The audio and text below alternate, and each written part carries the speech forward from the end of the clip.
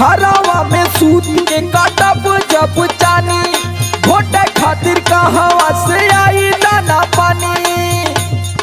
समर आलोक पेट कई से भराई